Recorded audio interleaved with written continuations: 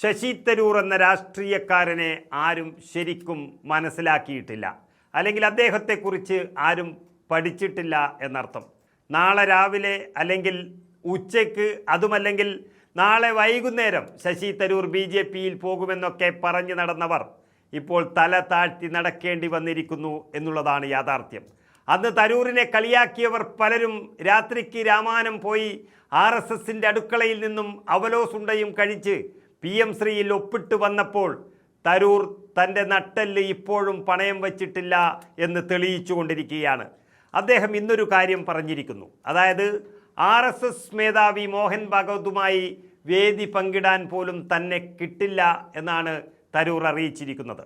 മുംബൈയിലെ ഒരു പരിപാടിയിൽ വേദി പങ്കിടുമെന്ന തരത്തിലുള്ള പ്രചരണങ്ങൾ നടത്തിയവരെ ഇപ്പോൾ എവിടെയും കാണാനുമില്ല. കപട രാഷ്ട്രീയം പറഞ്ഞു നടക്കുന്ന രാഷ്ട്രീയ പാർട്ടികളുടെ പ്രതിനിധിയല്ല, പകരം മുതിർന്ന കോൺഗ്രസ് നേതാവും MP-യുമാണ് ശശി തരൂർ എന്നിവരെല്ലാം മറന്നിരിക്കുന്നു.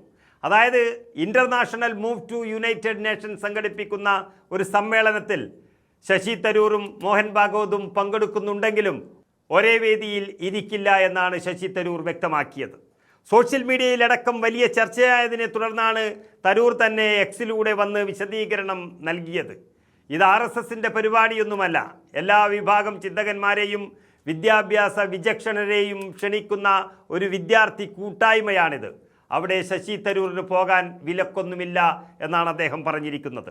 അഭിപ്രായ സ്വാതന്ത്ര്യത്തിൽ വിശ്വസിക്കുന്ന ഒരാളാണ് താൻ എന്നുള്ളതുകൊണ്ട് അവിടെ പങ്കെടുത്തിരിക്കും. അത് നിലപാട് പണയം വെച്ചുകൊണ്ടായിരിക്കില്ല എന്നും തരൂർ വ്യക്തമാക്കുകയാണ്.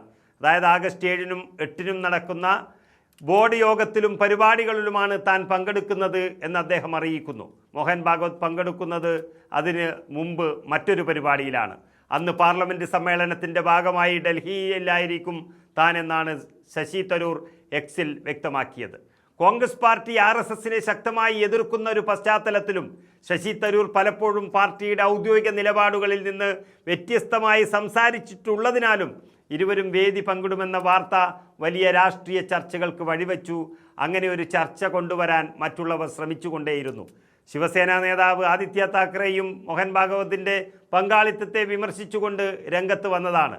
പക്ഷേ ശശി തരൂർ അങ്ങനെയല്ല. മുൻപ് വിദ്യാർത്ഥികളും യുവാക്കളും പ്രതിഷേധത്തിനിടെ പോലീസ് നടപടികൾ നേരിട്ടപ്പോൾ ഇല്ലാത്തവർ ഇപ്പോൾ അവരെ ഉപദേശിക്കാൻ എത്തുകയാണ് എന്നാണ് ശശി തരൂർ തുറന്നടിച്ചത്. അങ്ങനെ പലതരത്തിൽ RSS ഈ രാജ്യത്ത് എതിർക്കപ്പെടുമ്പോൾ ശശി തരൂർ RSSന് കൈകെടുക്കുമോ എന്ന് പലരും ധരിച്ചിരുന്നു. എന്നാൽ പിണറായി വിജയൻ അല്ല ശശി തരൂർ എന്നും തരൂർ MP ആയിരിക്കുന്നത് കോൺഗ്രസിൻ്റെ പട്ടികയിലാണെന്നും അദ്ദേഹം ഒരിക്കൽ കൂടി വിളിച്ചു പറഞ്ഞിരിക്കുകയാണ്.